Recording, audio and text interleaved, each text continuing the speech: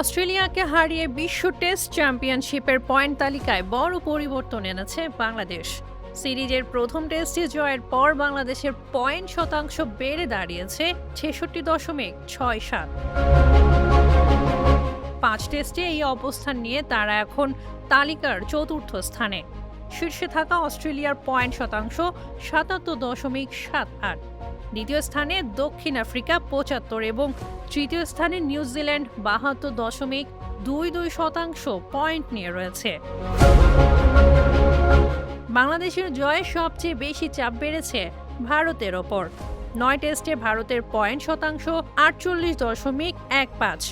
ফাইনালে সেরা দুইয়ে থাকতে বাকি 9 ম্যাচে তাদের অন্তত 6টি জয় ও 2টি ড্র অথবা 7টি জয় প্রয়োজন।